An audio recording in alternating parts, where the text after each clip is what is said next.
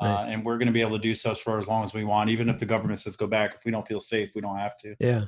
Hey, Jason, welcome. Hi, thank you. How are you? Good. Good to see you. Where are you coming from? Well, I'm currently in Raleigh in an apartment, and I'm not necessarily a video creator per se. Yeah. I'm a software engineer by profession. Okay. And one of my hobbies happens to be writing. So that's awesome. I wanted to write some stuff, but then I realized that, especially in this day and age, it seems that a lot of people may not necessarily want to read 7 paragraphs of text. They prefer to see 7 minutes of video. Yeah, that's true to a point. It's definitely true to a point. I think there's definitely still like a huge value in a good copywriter. Yeah. I mean, right now I have a video due tomorrow, and they want a script written and recorded tonight, and I'm like, that means I have to write a script, and I'm not a copywriter. Are you wanting to do more like I guess short film type stuff, or maybe I was considering even going into photography a little bit. But by the way, if you can't tell from my voice, I'm not from here. I'm from the New York area. Okay, so I can tell now. When you said New York, I can tell. How you doing? I'm from New Jersey. We're in New Jersey. But I've been here long enough that I'm not accepted in the South, and my friends up north, they don't say they know me anymore. We're in New Jersey. I grew up in Wayne, and my wife in Kearney. Oh, I grew up in Wayne. Did you? Oh, awesome. Welcome to Wayne Hills Valley. Alvin and Billy, by the way. Hey, everybody. I grew up right next to Wayne Hills, but I went to a prep school in Morristown. All right, cool. Yeah. Small world. Very small world. Calvin, where are you from, and where are you at now? So I've lived in Durham since 1987. I grew up in Charlotte. Technically, I was born in Texas, though. So, as soon as they secede, I'm going to be a Texas citizen. That's awesome. We have, I'm Tim, and I'm originally from Florida, now Holly Springs. Hank. Okay. Yeah, I'm from New Jersey originally and moved down about 20 years ago. Stayed in Alamance County the whole time, but I work in Raleigh. Gotcha. Okay. I see Kevin. Welcome. Hey, thanks. I'm right on time. Yeah, no, that's perfect. I mean, I'm a video guy. That's awesome. Yeah.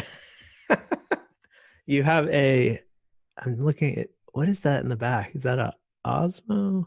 This? No, what is that? Yeah. This is it's the Osmo 3 for the phone. Okay. Which has been in this exact state of being since I bought it a month ago. There's not a ton of opportunity to go shoot right now. You just buy it for the background. That's it. Do a time lapse of your grass growing. Yeah. That would be very funny. Kevin, where are you from? Originally or like right now? Now. Oh. Well, since I brought it up, originally from Nashville, Tennessee, but we're in North Raleigh. Moved here thinking we'd be here 5 years, and we've been here now 27. Oh, that's awesome. Yeah. So, Billy, I didn't catch where are you from? Do you have a microphone? You don't have to. Hold on. Okay. Okay. Sign language. I know that sign language. Yeah, been on Zoom so many times in the past few months or few weeks now. It's like, I think we're all becoming professionals. Billy Cole, can I talk? Yeah, yep. Yeah. I pushed a button and the whole thing went away. I was surprised you could see me. My name's Cole, 360cow.com, Raleigh, North Carolina, out of born and raised Michigan, but been here for quite a few years now. 30 years Army, 18 Fort Bragg. If I lose 3 more teeth, correct me guys, Southerners, if I lose 3 more teeth, I can be a resident. None of us are native, so I don't know. thanks for your service, though. Thank you. Absolutely. Appreciate that.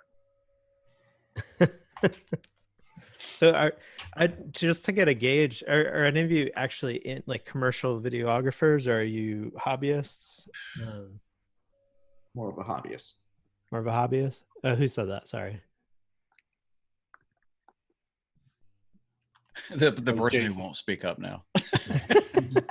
I was kind of, sort of, I'm retired now, but I worked, well, I was with IBM for 35 years, and the last 12 of them, I worked in a developer outreach organization, basically a marketing organization. And so we did lots of live streaming events, demos, interviews, and that sort of thing. So we did, I can kind of sort of say I used to do it professionally, but now I'm Yeah. just a hobbyist. Awesome. I used to do it professionally, and I still do. Well, there you go. That's cool. I've been doing it for a while, and it's weird to even call yourself a professional. Right. Like I get paid by clients to do video work, but I still feel like a kid, I guess. Well, it's funny, it's funny. People say, well, now you're a professional plumber and you're a professional mechanic, and oh, you're a video guy. Right. Yes, that's Yeah. I get that too. Hey, Paul, we're just doing introductions and where we're from. If you want to join in. Hello. Can you hear me okay? Yeah. Yes. Welcome. Excellent. Excellent. Yeah, I'm Paul. I'm in Raleigh, North Carolina. And by day I work for Cisco as an engineer. And I do a lot of training videos and a lot of developing of courseware and training. And I do a lot of my own side projects where I'm selling training online and do lots of videos all the time. And I'm actually, I just got hired by one of my web clients to build an entire dog grooming school for her and take the whole thing online. So I'm figuring there's probably about 225 videos I need to make to be able to put those online. So I guess even though I don't really do video for a living, I'm a network engineer and I build websites and I do reputation management for people. I guess I'm also a professional videographer, and I do have a degree in audio engineering and video engineering from back in the day when I went to college. Nice. Well, I mean, nice. Audio is more than yeah, more than the most important part of video. Yeah, it is. To me, it's the most important. If I come across a video on YouTube and I can't hear it, or if there's a slight echo, I'm off to the next one. Oh yeah. So it's I agree that 100% video is probably, of course, having good lighting and no shadows and all that, or whatever it is you're doing, but audio is way important, and I probably head there more than anything because I have an audio degree and I've made many albums in my day. So especially since 80% of videos online these days are talking head videos. Yes, that you can listen to without watching.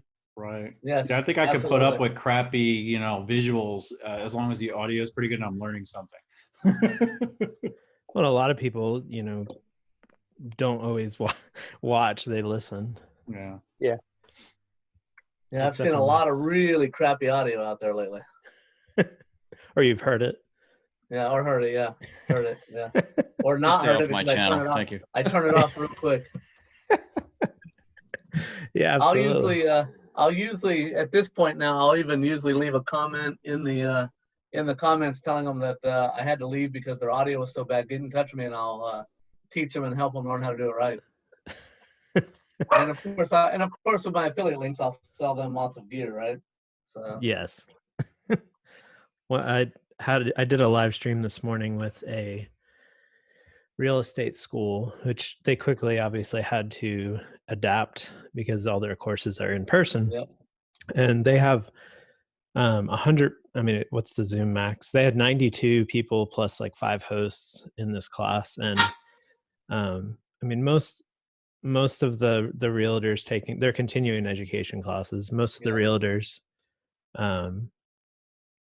definitely are, I guess, on the more experienced side. So I don't know if you can imagine the technical frustration going on in a group of 100 people trying to get on Zoom for the first time.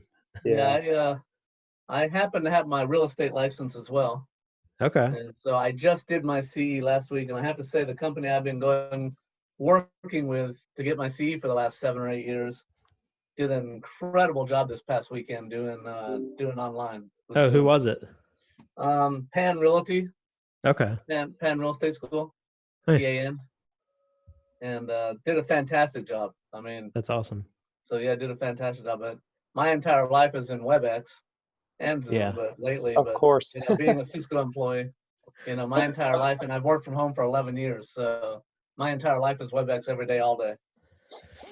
I've never used it. I need to try it, I guess. A few of you Yeah. recommended it. I recommend Yeah, it. well, I mean, Zoom is, you know, they're both just as good, Zoom and WebEx. I don't see anything wrong with Zoom. Mhm. WebEx has a lot more security built in because they built it for enterprise networks. So there's Makes a lot more security built in, and you've heard a lot about the Zoom issues lately that they've had for security, and so Well, I mean, that's because Zoom was meant for enterprise and the hoi polloi, if you will. yeah. But I they don't know weren't. what They you were said. not ready for what happened during COVID. They, you know, neither was Cisco. I mean, they grabbed a bunch of my servers out of my lab because I had a few extras that I had just ordered, which means my project is slowed down because every spare server around Cisco worldwide we grabbed and threw it into the WebEx network. Yeah, well, I think the upscaling of broadband or the upscaling of internet access was already a problem. I'd just leave it for a pandemic to provide a more potent reminder. Absolutely, for sure. Yeah, so I've helped a lot of the WebEx dudes in the last few weeks because, you know, I worked with a lot of them over the last 20 years, and I've done a lot of volunteering in the last few weeks to help them out. That's awesome. Yeah, there's definitely a you can tell that people like we're all working from home mostly, but you can tell that everyone's home and streaming and on Zoom and everything because gosh, internet has been terrible lately. For me at least. Not for me. I have a dedicated fiber. Well, okay. You Internet's good for me, and it should be. I'm a software engineer by profession. okay. But nevertheless, I definitely am an advocate for whatever solutions could exist to broaden internet access. Absolutely. So, so tell me, I kind of just, I guess this is the first meeting of this group. Is this true? Or? Yeah, so this is the first meeting. So I'm kind of the host and Hank is co-hosting it. The intention was for us to meet at Eye Contact. That's where Hank works, and they're kind of, you know, behind us as far as supporting the group. The idea with the group was really just to give a kind of a networking group and a way to learn new things for video creators in the area. There's going to be, I mean, I imagine all different levels of video creators, from people that want to build a YouTube channel. And we actually have some good people ready to actually talk too about like coming up with an idea, filming and pitching a YouTube show. And like they've pitched it and they've sold 3 different YouTube shows now just from like ideas they had around To renovating. who did they sell them to? So they've sold 2 to Lowe's Home Improvement and 1 to like Brewery Magazine.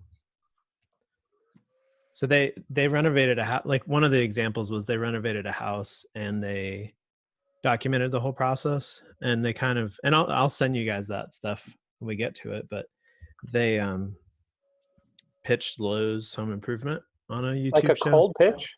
Yeah, cold pitch out of the blue. Oh, I'm sure that, never mind. I was going to say that there could be a series of videos about potential home improvement projects rather. Yeah. But that's already been done. Part of my voice, it would be something like how to do XYZ while in quarantine. Step 1. Start a quarantine? I mean, Lowe's and Home Depot are very much open right now. So Well, there's Yeah, they are. okay. Yeah, they are. Here's how you can start your home garden in quarantine. Well, there's this guy, Sam, it'll come to me his last name, but he does like a cooking show and he has like a studio, but now he's doing it from his like backyard grill and all of that. And he's got a guy that comes out and helps him. And actually it's pretty interesting seeing that because they're talking about quarantine and they're doing that, and his dog will start barking, he'll yell at his dog, and it just makes it that much more fun. And it's interesting. And he'll say something, he'll be like, oh, my producer would normally say not to say that, but he's not here. It actually made it better. If there's one, Sam the cook guy or something like that. It is. Okay.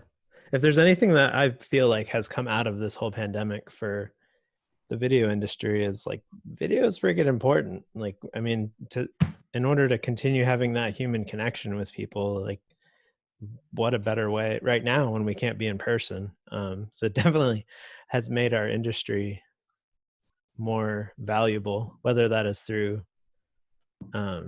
filming or through live streaming, which I don't know if any of your daily jobs have changed, but like pretty much overnight, I went from filming commercials and different things for clients to, I guess I'm a live streaming person now.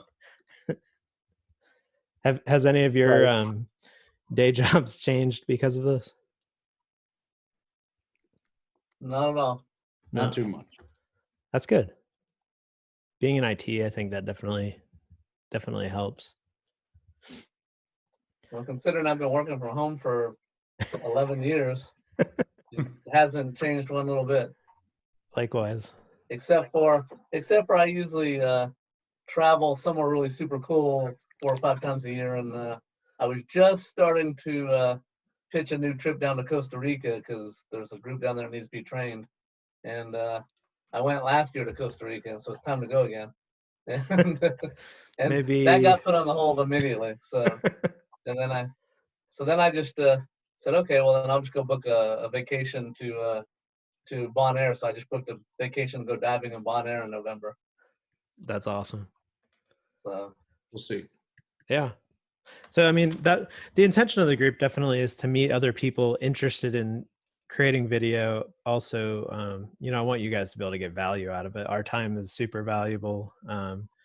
If there's stuff that you want to talk about or learn about, like we either can talk about it because between the folks in this room, or in this room, this meeting room, and other folks that we can bring in that we've talked to, I definitely think we can probably address almost anything when it comes to video. I was talking to Paul? No.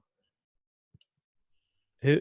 Jason. Sorry. Jason is he wants to write. And so like Jason, you don't have really a like video experience, but you definitely are interested in seeing where you could land with that, right? Well, not necessarily. My focus right now is working as a software engineer. Sure. But I wanted to be a writer, but that didn't pan out. I mean, 5 years ago, after I graduated from college, I sent my resume to a local newspaper, and the next day they printed a story about staff layoffs. So I realized that I've got a lot of ideas for commentary, comedic sketches, etc. And I thought maybe instead of just writing stuff and putting it onto a blog, maybe I could get more audiences through a visual component. Somebody said that I should provide my voice to a podcast, even though I don't have the voice of an Orson Welles or any other booming voice actors. Sure. You have a good voice. Oh, thank you. I appreciate it, but I just hate the way it sounds. I think we all do. Yeah. I definitely do.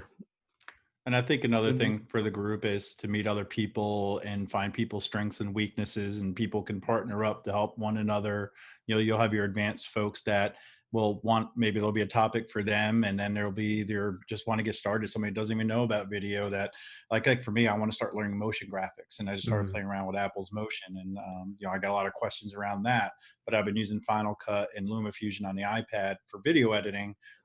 After I've been doing a lot of online stuff in regards to product stuff. So that's like screen capture. Then I started taking a lot of video, doing travel and vacations, and started editing that and starting to get better and better at that. But one thing I've learned about becoming a video editor is you're never perfect. There's always something to learn or something that you can do better. Yeah, it's funny that when I was in Chicago a couple of years ago, I went to grad school at the University of Chicago. I took my camera and I shot all these videos of Christmas lights.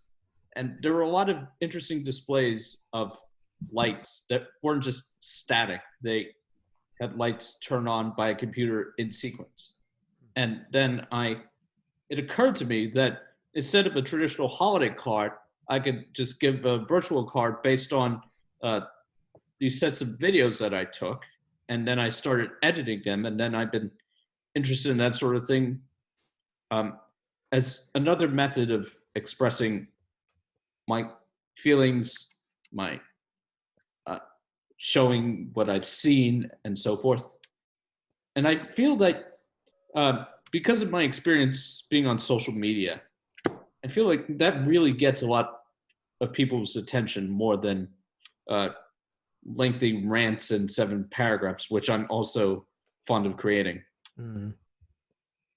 In digital marketing, I believe in recycling and repurposing your content. So theoretically, you can create a script and then make a video out of that, or you can create a video and then make a transcription out of it and then use that on social media. So I think you got a good start going because you want to do both. Yeah. A lot of Broadway musicals have been made based on movies. It used to be more on books or pre-existing plays, but now it's predominantly on based on movies. But obviously, the paradigm of getting inspiration in one medium from another work in another medium is absolutely not new. Sure. Absolutely. Well, also, I mean, and Hank and I have talked about it, and I talk about it with different clients, is when they start asking about technical things like which camera should I get or which microphone should I get, like, well, you know, obviously if you have the money, do it, but the art is in telling a story. I mean, if you can tell a story with your iPhone and good audio, I mean, you can pretty much do anything. I'm sure there's people, if you look at TikTok or YouTube or whatever now, like there's people that are making serious money on it. With just what the hell is iPhone. this TikTok thing? TikTok? Oh, it's a black hole of funny, interesting you obviously haven't videos got that are a waste kids. of time. Yeah, you definitely. You obviously don't have kids if you don't know TikTok.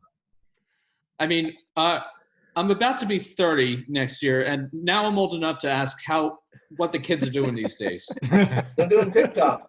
That's what all the kids are doing. They're actually my daughter's in the other room with her friends right now doing TikToks.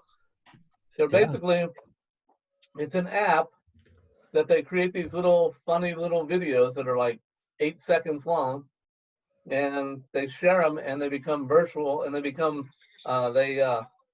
some people become more popular than others. It's a social network. Right. So it's the new Vine then. Well, they bought Vine and they turned it into TikTok. Yes, there you go. So it's the uniqueness is it's all videos, no images, and it's full screen.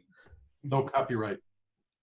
Right, exactly. yeah, because they go off for songs and stuff. The owners of the app in China own it. The U.S. government's not too happy with it. There's a lot of security crap with TikTok that needs to be talked about. But there was some app that was similarly named that actually had a lot of holes in it, and I guess everybody thought it was TikTok. It was like Tok or something. Yeah. The beauty of TikTok, if you're in content creation, is the fact that you can not have any following and you can have a video go viral. Mm-hmm. Not in my experience, but in theory it can. 360cow.com on TikTok, and I think I've got 35 subs. But if you get 1,000 subs, then you can do live. I call them subs. You can do live, and you can do some pretty good things. But it is a good practice. Who brought that up? Not Hank. Who brought that up? That it's you don't need followers. I don't know about going viral, that was me. But it is a very user simple, very simple, Timmy. Very, very simple format to cut your teeth on. Yeah, you know, their algorithm's kind of new, so it's not really punishing people like Instagram does.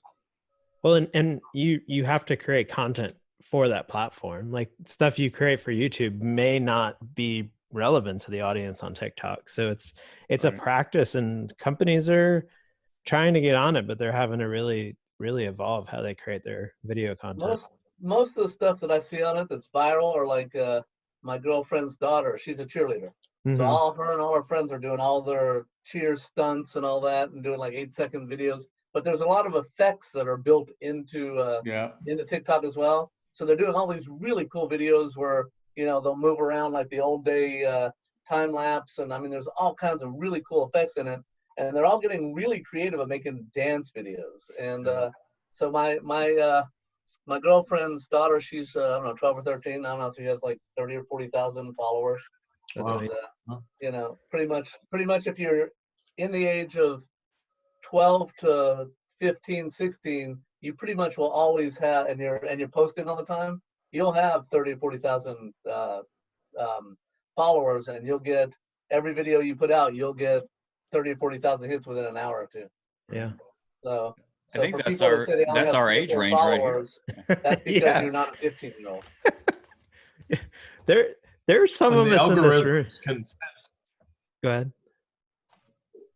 The algorithm thinks AIs can figure out what you're into, what you like. That's good too, though. There are some amazing photographers out there. Timothy asked about videography. I don't think I can spell videography, but I is one. But I'm not very good. But there's some brainstorm photo jobs that they do on this. I mean, they're amazing. Just amazing what young people. Okay, Jason. Young people are doing out there with the camera, with a 2D camera. Yeah. So there's a lot to be picked from there. But it's for everybody. You get somebody just hits record, stops recording, and they just say 2 words, and that goes viral. Then there's the ones that you spend 10 hours making, and those go viral too. So it's like it's for everyone. Hey, yeah. Hank, how many hours a day do you spend on TikTok? Me, I probably spend like an hour or 2 a day on there. An hour or 2. Research. Wow. Yeah. What I need to do is develop an app that records on the iPhone in vertical and landscape at the same time. I know they make one that uses all 3 lenses, but they're all landscape. There is an app that I played with once, but it just was very buggy. That literally, as you're shooting, it will rotate with you. But I think you can't take it outside that app. I know the one you're talking about. I think. Yeah, you're right. Yeah, I was all excited, started using it. I was like, oh, now I can take this, put this on Instagram, and then this on TikTok, and I couldn't. Was it? You need a rig that has 2 phones. Yeah. I've done that though. I've like on my camera rig, I'll actually rig a phone vertical or a GoPro like in a different format because most, like when doing content creation, most of our clients want stuff for Instagram stories and whatnot. It's not as great, but if the audio, again, it comes back to the audio. So can I ask, Hank, what do you do with that? He was just showing, are they attached? No, I should. I was joking around. I should probably use one and then the other. And this one I mostly use for aquatic stuff, like when I'm going on vacations at, lake, water, oceans, so I could take it under the water with me. Or if I want to be discreet, that's what I use this one for, because the battery life sucks on it. Is that a 6? It's a 7, black. Sorry. Was that you? Was that your TikTok notification going off, Hank? Hey, go your follow. Your video just went viral. You should go follow Hank on TikTok. He does a lot of marketing advice and stuff on there. Really? Yeah. I haven't made one in a while. Now you got to make. Now you're making me need to make content on there. What's your? Was it your name? What's your? Almost everything is Hank Hoffmeyer. It's like if you Google me, I'm like the first 2 pages. It's a common name. Common name. Yeah. We can pass our, if any of you other folks have TikTok accounts, including myself, we can share that later. Don't follow me. So is there any of the other ones of you, my English is getting worse as the day goes on. Are there some other topics you guys would like to get into that you want to learn about in the near future? Sure, I'll throw a few things out. I'm very interested in deep diving into OBS. I feel like I know OBS just enough to be dangerous at this point, and like to be proficient at that. I'm also really big into DaVinci Resolve right now, and again, I'm somewhere between knows enough to be dangerous and competent in DaVinci Resolve right now. So I would love to find other people who want to exchange, and teach each other DaVinci Resolve. Those are sort of my two big topics right now. Nice. We I was used actually going to talk use, about OBS tonight, by the way. okay.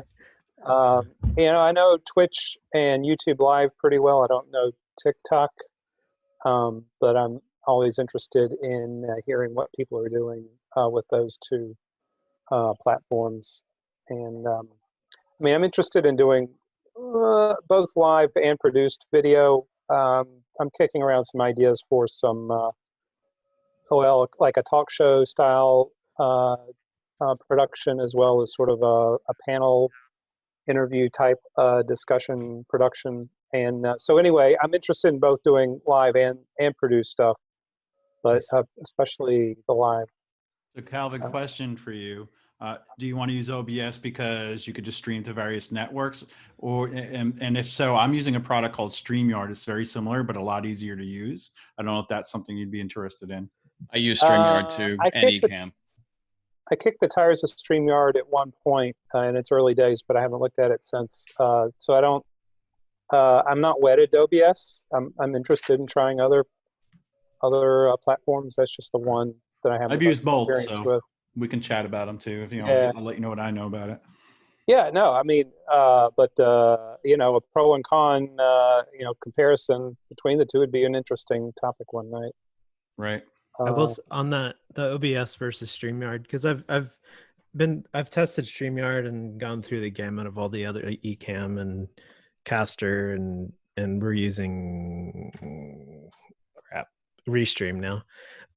There's some advantages definitely when you get into multicam switching and stuff with OBS, with like delaying audio so your mouth syncs up with the video stream, and some other more detailed things that you may not be able to get into with StreamYard.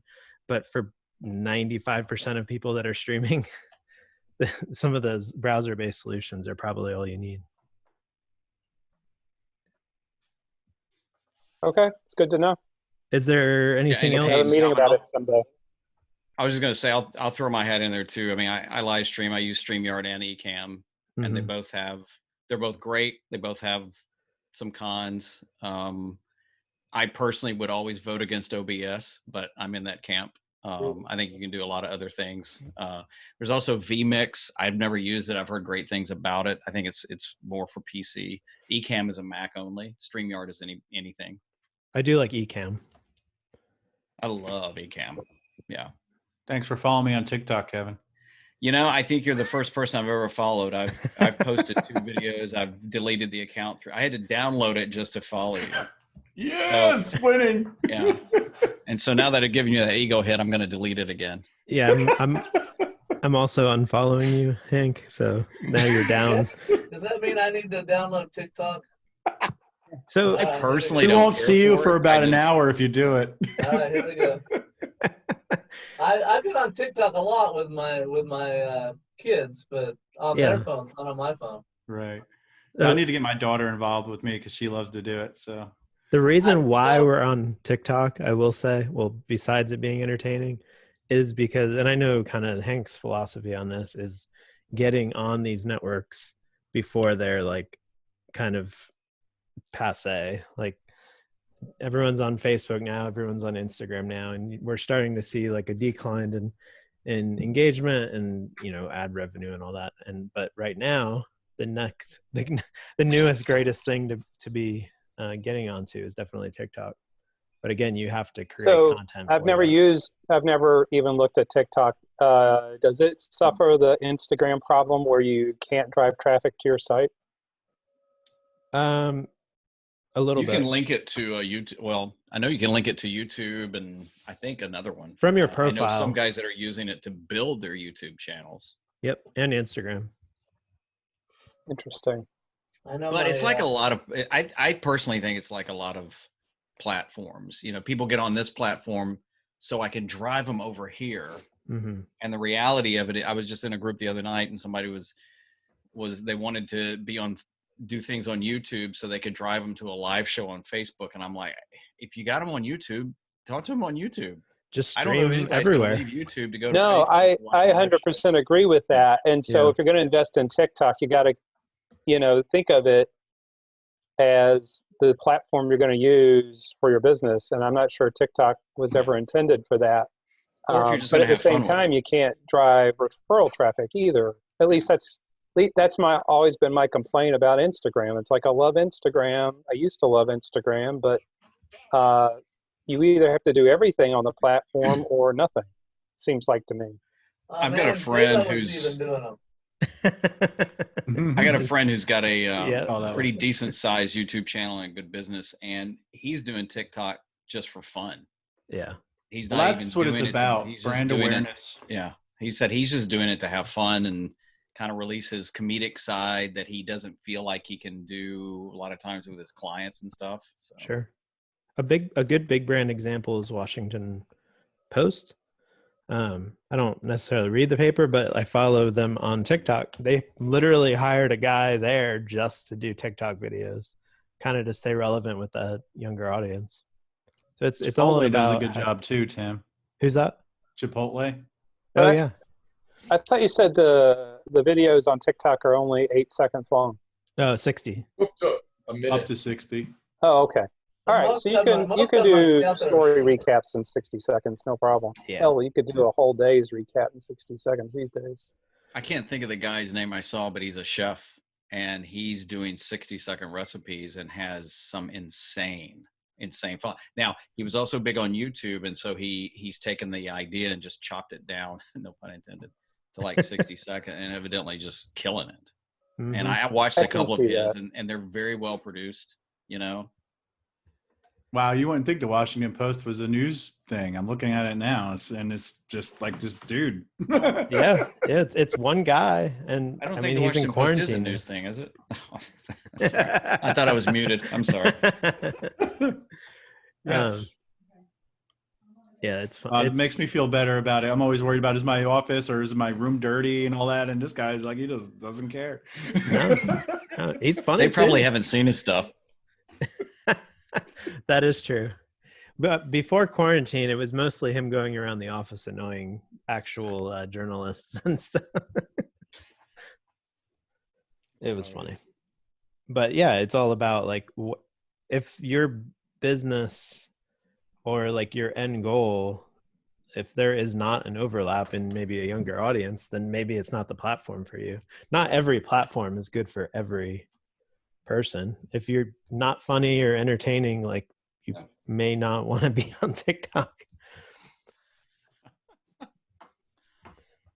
Or if you're a good dancer, you could be. Hey, so I'm out. whoever, this is Timothy and Hank or Cole. Yeah. Thank you for this, what you're doing. And I guess this is a pilot. Have you guys been meeting in person, making meetings prior to this? Or is this Nope. a new meetup? Totally new. It's brand new. It's the first one. The first one, yeah. Yeah, we were planning to do it in person, but that never happened. I was over by Air Forceburg or something. And what is your goal? What is your mission statement, if you will? Really, I mean, the goal is to meet and network with other people in the area that want to do video creation, whether that's YouTube or actually commercial video. Purely video, though. You're not bleeding off into photos and other venues. No, I would say no. I would say we lean on the video side. Video creators, Yeah. which I guess Video are moving creators, pictures. Well, you can take pictures and create video. Yeah, I think some of the So concepts you can we just talk pictures about. in a video, but we're not going to go over photography. Yeah.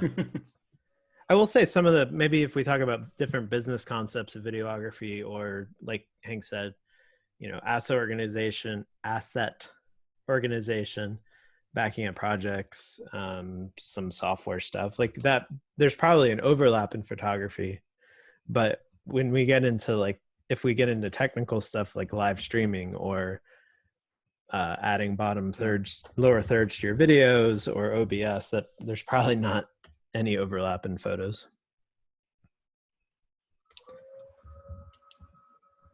Well, again, appreciate you doing it. And your goal would be meeting monthly once you go. Right now, you can meet monthly, but once you go live, you're looking at monthly, guys. Yeah, I would say monthly for an ongoing thing, and then possibly if we want to do deep dives on other stuff, for like more advanced, we can do that outside of that monthly meeting. The challenge with the monthly is keeping it relevant to all the different skill levels, and making it more of a networking thing. So for video, I'm using right now, and don't shame me, don't dog me on this, but Filmora 9. Okay. You know, Yeah. I mean, I can't. Like DaVinci Resolve, boy, that's a big hill there. Yeah, it is. I Filmora admit. 9. What's your feelings on Filmora 9, guys? I've never Hey, used if you're using it to make video, I don't think it matters what you use. No. You don't think it matters? I really don't. I mean, I started on video tape, so I'm old. But, you know, my first digital was Avid, loved Avid, and then went to Adobe Premiere, which is fantastic. I just got tired of paying the rent every month and switched over to Final Cut Pro a few years ago. Love it. It is phenomenal. But, you know, if you cut on iMovie, who cares? Yeah. I mean, that's my take, because I think people get hung up on what they use and stuff like that. And, you know, if you're comfortable with it, you know, go for it. And I like to use LumaFusion, which is an app for iOS on the iPad for quick edits. Yeah. And there's hacks that you can do it's probably like 75% of the way there to like Final Cut. But there's just certain things you can't do well, like speed ramping and stuff like that. So as long as you can get your job done. For product stuff, I use Camtasia, which allows you to record the screen, audio, system clicks, everything. But the only thing I don't like is it doesn't easily, when you delete a section, it doesn't have the magnetic timeline to bring things together. Yeah. You could do a ripple delete, which is, but I use a bunch of different things. If you get your job done, you get it done. Yeah, I have lots of experience with Camtasia because we had gazillions of people at IBM that wanted to produce videos, and that was the easiest thing to get people trained up on. Sure. So, you know, I could sit down with somebody for 90 minutes and they would be a Camtasia expert at the end of it. And then they wouldn't bother me anymore. You know, they're self-producing. Yes. What is it? Camtasia. It's mostly screen recording. Camtasia. It's like $200, I think. Camtasia. I like it a lot. I use it for everything. And Billy, there's a lot. Or if you go by Billy or Cole, but there's a lot of free tools out there too. I mean, a lot of free tools. Well, DaVinci's free, but to me, it's just too complicated. But once you get used to it, the workflow is just seamless, and like the way you have all your keyboard commands. Once you get good at it, you should start trying to learn that. Like if you get good with Camtasia or something. Once you get good at DaVinci? No, I mean once you get good at like Camtasia, then you step up to something like Final Cut or DaVinci. I thought Final Cut was Apple. It is. I can't spell Apple. You spell Mac.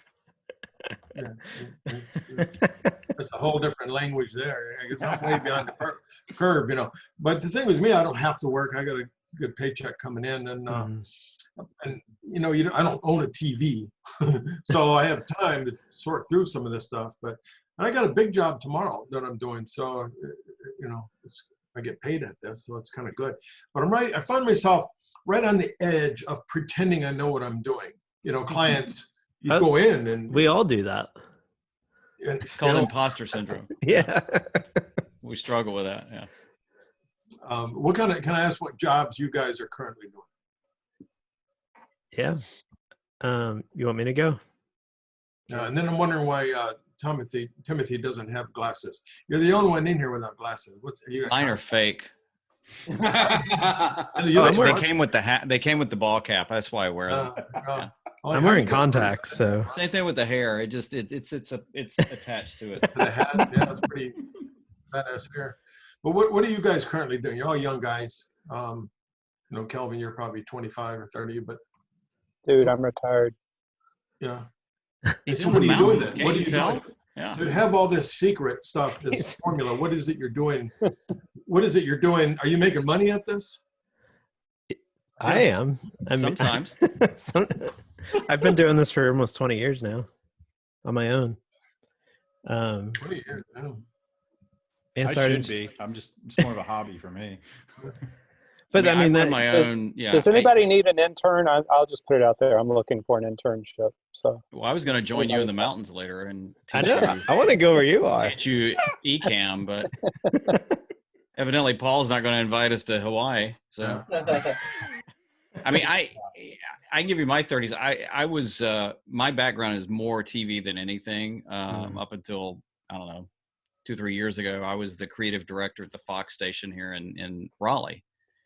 And as TV goes with a lot of businesses, the position went away, and my background is video, and that's what I love. And so I had my own business on paper I didn't do anything with, so I just started it, and that's what I do. And I've been trying to pivot long before this, thank goodness, and to get more into coaching, and and I create content and help entrepreneurs and small businesses and nonprofits.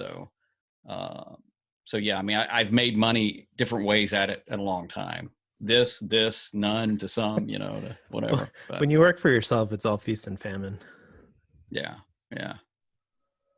But I love it. I mean, this is my studio office, corner office at the house. So nice. Love it. That's the kitchen awesome. is right through that little curtain right there. It came with the house. Yeah. Now, Hank works what's your actual role at iContact? So I'm a senior manager of client solutions at iContact. It's a made-up role. My boss and I sat down a couple of years ago and just said, what are you good at and what do you like to do? Just because cool. I've been there so long and I have a passion for helping the company and our clients. Pretty much my KPIs are attracting business or keeping what we have.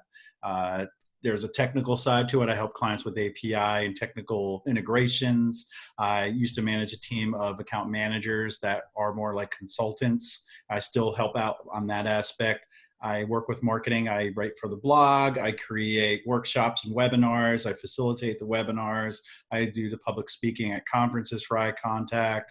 And my, I guess, passion for video came with just starting to do a lot of content. And I just said, hey, I need to get in front of cameras because other people are doing it. Started out, with the latest iPhone, and then moved up and got a gimbal. Then I got a Panasonic Lumix G7, which is what I use now for most of my video. But it's more of a hobby for me. And I have a YouTube channel just for fun. I throw stuff up there, but I do a lot of stuff for iContact as far as product stuff as well, like how to. But I also work for other brands that our parent company J2 Global owns, which is iContact, Campaigner, Communicator, SMTP, Men's Health Magazine, IGN, PC Magazine, and so some other well-known brands as well. Sweet. And I'm hoping to work my way into some of the other brands. Mashable's another one. I like Mashable. Yeah, I do a lot of different things, and it's fun throughout the day. It's challenging because I have the please disease. I want to please everybody, and everybody that wants to throw me a project, I say yes to. So that's my only weakness. And you're also an author and speaker. You have a book out and stuff. But HankHoffmeyer.com, right? Yep. Yeah. And an Alexa skill, right? Yeah, I started a podcast. I started a podcast a while back. Mostly it was so I can listen to myself and find my filler words and start learning to reduce them. And then I said, hey, what's this Alexa thing? And you can build an Alexa skill. I was able to get my podcast on the Alexa. So when you come home, you can say, what's in the news? And I'll start talking to you. That was just like a challenge to get on there. I keep debating every week now if I should kill my podcast. I'm at episode like 230 almost. And it's a lot of work in some ways, but then again, it's fun. But I like doing it. So I just punish myself by trying to do all these different things. It's good practice. It helps you with speaking and these sort of environments too. I run a company called Today Creative, and we basically are a content creation company for small businesses. We do all the video content for companies like Spiffy, which is it's a Durham-based startup mobile car wash and detailing. You may have heard of it. They do a lot at Cisco. And then a bunch of other different small businesses and startups in the area. Had a lot of shoots scheduled for April and May and June, including 10 days in Israel and a whole variety of things. I do a lot in the church world too. So that really is what kind of saved my butt when this whole pandemic thing came, because everyone and their mother needs live streaming, and thankfully I had the gear to do it, because that is my new day job. I think I'm home once a week now, but very grateful that I think every that is the case. stream to some extent or another. Yeah. So is there anything else you guys want to I get think out of there's this? also. Oh, go ahead. Sorry. I was just going to say, some of the non-gear aspects of video production, I think, are also potentially really interesting topics. A client, Spiffy, comes to you and says, "Oh, we want to do a YouTube show." Helping them develop what that actually is something that I'm interested in and sort of self-trained in a little bit, because I would get product execs coming to me all the time wanting to do a video, and when they showed up they would read their press release to the camera, and so I knew it was bad. I didn't know what was good, but I started helping them develop something a little bit different, and how to make an interview appear conversational, and how to frame what you're doing in viewer needs and viewer wants rather than your product, and things like this. And so, some of the non-gear, non-technical aspects of production development and show development and things like that is also something that's really interesting to me. Yeah. Because when you talk to a brand new client, and I use the term loosely, they're full of enthusiasm, and if you just do nothing but point a camera at them, you're breeding failure. So kind of developing skills on how to be a good producer, right? Which is to say, how to develop something that will be successful, not just from a technical viewpoint, but from a sort of goals viewpoint, I think is really interesting to me. Well, and you said goals. I mean, anytime a client comes to me like, "Hey, we want to do a about us video for our website and for YouTube," the first question I have is like, what is your goal with this video? Is it just to educate people about your company, or is it to actually drive leads? And depending on their answer is kind of how you can be leading them into what they should be creating. Because maybe a 6-minute about us video, which they're like, "Hey, we have a budget, $5,000, 6-minute about us video," and you're like, in the end, you're like, honestly, pay us for a half-day shoot. We'll come up with a 30-second video that you can use on all your social channels, and that's going to accomplish not to sell me out of like extra work, but you don't need to spend that on creating this huge video that nobody's going to want to watch. Yeah, honestly, because that's I mean, I don't know, but 9 times out of 10, that's going to be a vanity project anyway. No wonder they want it 6 minutes. Yeah. Oh yeah. But I agree with Tim though. I think if that's where you were going, is I think you can't lose business you didn't have. Yeah. And I think if you help somebody like that, you help them in a bigger way anyway, and they may be more inclined to work with you. I think it's a lot of times why they're afraid to tell you what their budget is, because they're afraid if they say 2,000, you're going to say, "That's how much it cost." Right. Which is what we do anyways, but you're right. I mean, they're right to think that, but yeah. Yeah. Well, and so you said it, like you are establishing trust with them. They can trust you because you're looking at it not from a videographer, you're looking at it from a marketing and a revenue guy. And I'm in a few different Facebook groups that are all videographers, and they're all sitting at home like, "What do we do right now? We don't have any work." And I'm like, well, A, like evolve what you're doing, but B, like you should have been establishing a value outside of just video for yourself all along, like content, like going back to clients and creating other pieces and whatnot. Like you shouldn't be sitting at home doing nothing. Like you definitely need to be well-rounded in that value you add for them, because when the shit hits the fan, like it did, like you need to be able to jump to this other thing to offer your clients. Right. I think a lot of times marketers make the oh, go ahead, Paul. My website business is freaking taken off. Yeah. Since the COVID came around, man, I'm getting requests daily for people wanting to do it. I can't do it enough fast enough. I'm actually building a website right now as we're talking. I don't have time to slow down for an hour. No. So, what I was going to say is marketers oftentimes they promote what they want to sell rather than getting people to buy, and that's, you know, the producer or what we're talking about here. That's the job in the video, like Tim would do. Tim and I we've done a couple collaborations where he's come out and recorded me, and we did one in eye contact. And you know, I like to verbally vomit and let somebody else clean it up. But you know, Tim was really good at directing me, saying, "Let's do this over here. Here's how we should do this." Yeah, and it just takes just practice and learning and knowing what the client wants to do, and then you direct them, because you got to get them out of their own ego. Right. And and that's what it comes down to. You need to have that vision for them and sell them on that. And like somebody said earlier, you know, it's business you can win or lose. And, you know, you don't have it until they say yes. And maybe you come up with the best idea you think is good, but they don't like it, and it's their problem.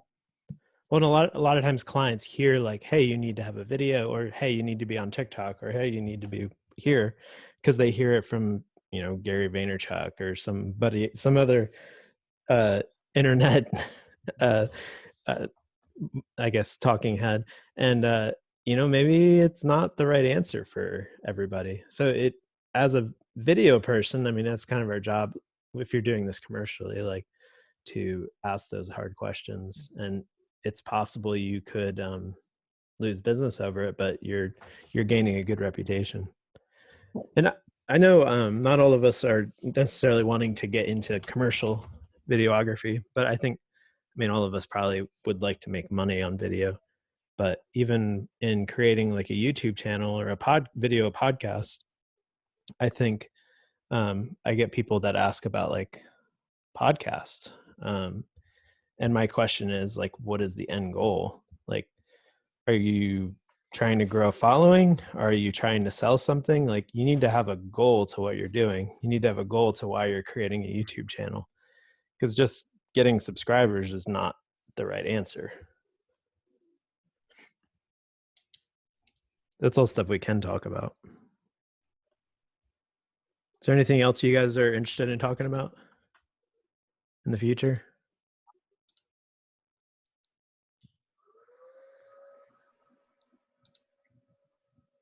Good.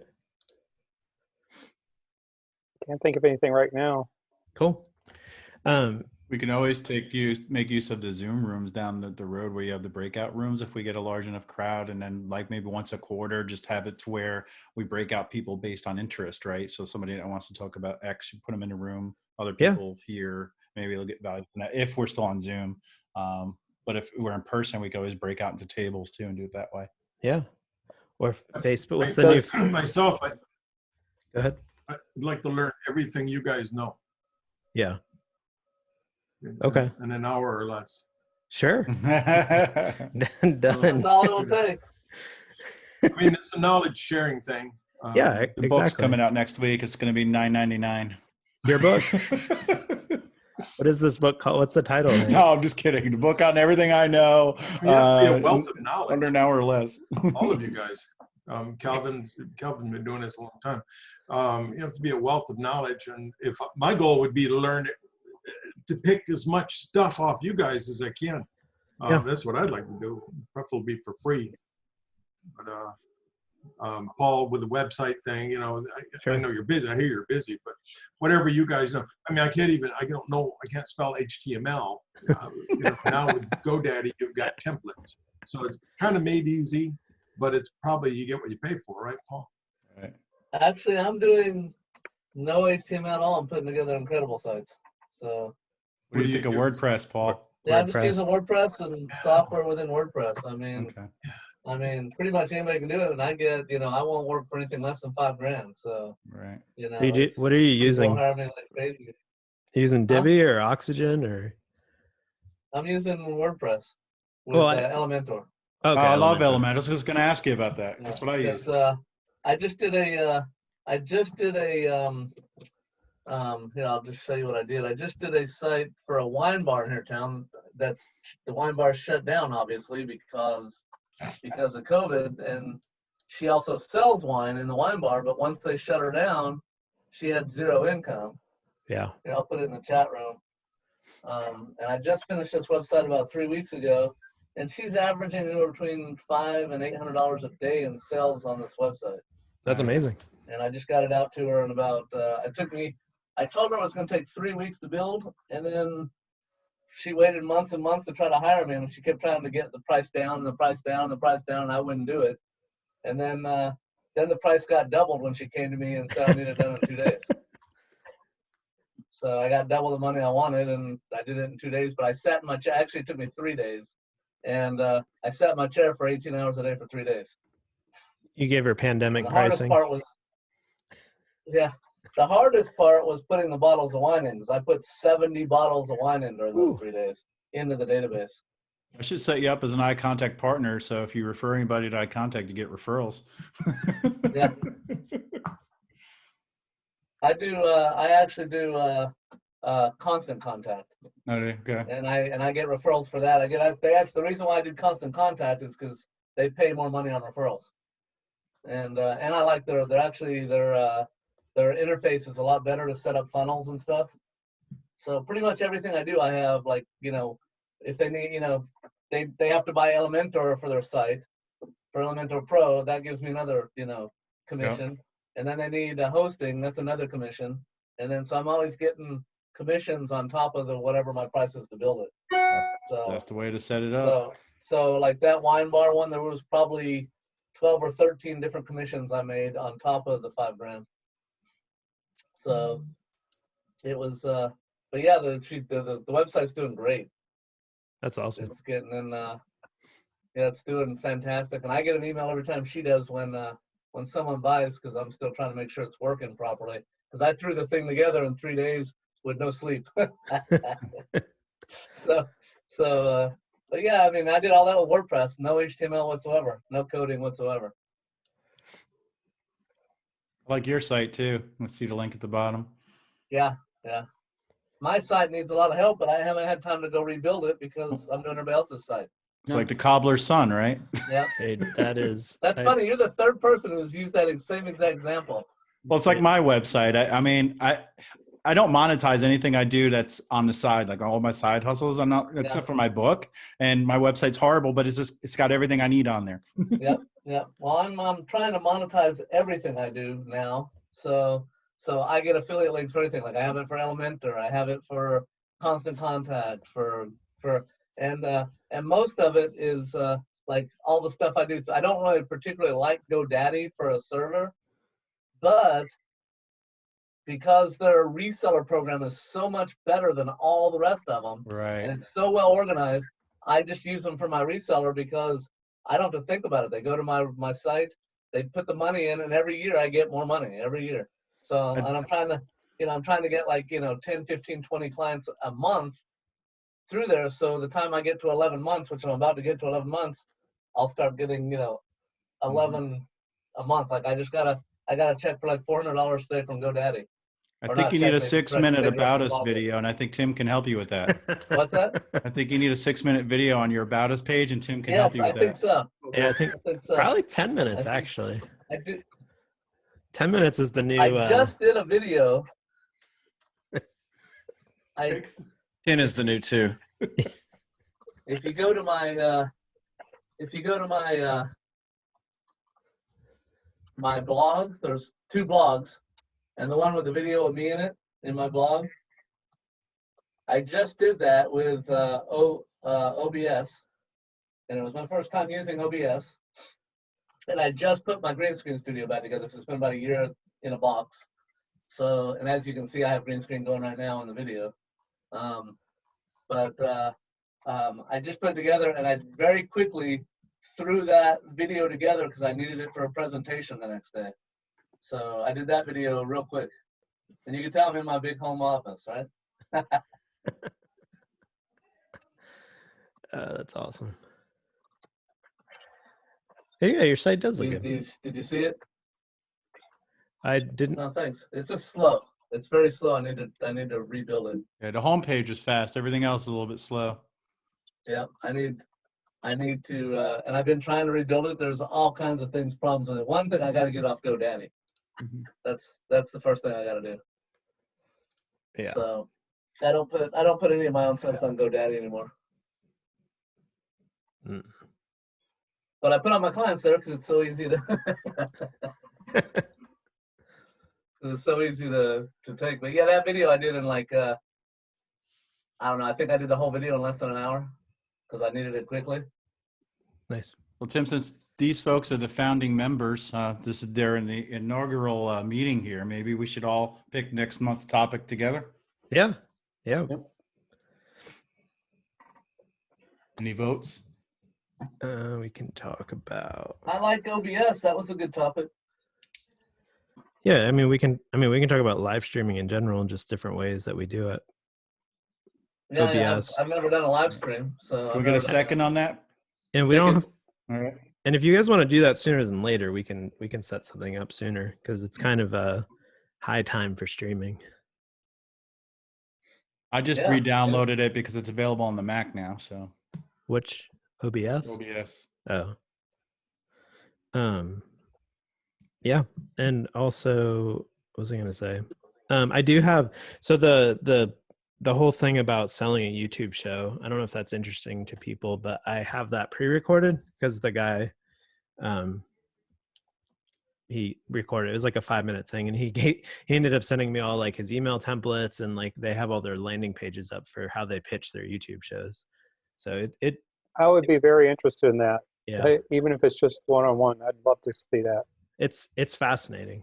I mean, he literally pitched to like they started a software company, him and a business partner, 10 years ago, and then like 2 or 3 years ago they sold it for a decent amount of money, and he's basically invested all of that money into like real estate. And so he's sold 2 shows to Lowe's Home Improvement. Basically, like the first one was they converted a warehouse in downtown Panama City. They converted it into a home and they recorded the whole thing. And so like they pitched this show, like Our Little Warehome, to Lowe's, and they bought it. But yeah, between the 3 shows, they've pulled probably $750K between money and product, which is pretty good. That's awesome. I would love to hear that story in more detail. Absolutely. Cool. And what's the best way to actually, is Meetup fine for as far as communicating with everyone? Yeah. Cool. Yeah, I think the Meetup discussion area would be great. Awesome. Yeah, we'll put it there. And I will I'll test out WebEx in the coming days and see if that works better. But this seemed to work okay. I'm okay with Zoom. Zoom is fine. We actually did not have any technical issues. Yeah, and actually, Zoom lets you do backgrounds and WebEx doesn't. So. Well, and in my experience, people who might be technically challenged, it's so much easier to get them up and running on Zoom than WebEx. So I would vote for sticking with Zoom. And you don't need an account, right? For Zoom? You don't need a paying account. Yeah. I'm so jealous of the guys that can have virtual backgrounds because for some reason it just doesn't work well with mine. Yeah, I mean, I'm actually at the beach. You know what? This is all fake. Zoom works pretty good without a green screen if you have a powerful computer. Oh, there you go. It'll actually do it without a green screen. So you don't have a good computer, Hank. And Paul, it looks like you're about to be sucked up into the Close Encounter ship, so that's pretty cool. It does. Oh no, this one's better. Check this one out. This one's better. Oh yeah. Nice. What's that? Close Encounters of the Third Kind? Is that the? And then you got this one. I'm going up into the void. Folks, I'm going to say goodnight. Hank and Tim, thank you for organizing this today. Yeah, you're very welcome. Look forward to the next one, and we'll see y'all on the Meetup discussion. Yep. Awesome. Right. Well, thank you guys. Yeah. Absolutely.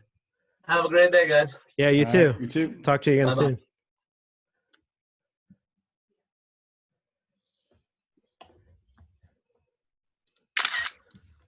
Yeah, I was just taking a picture of the chat links.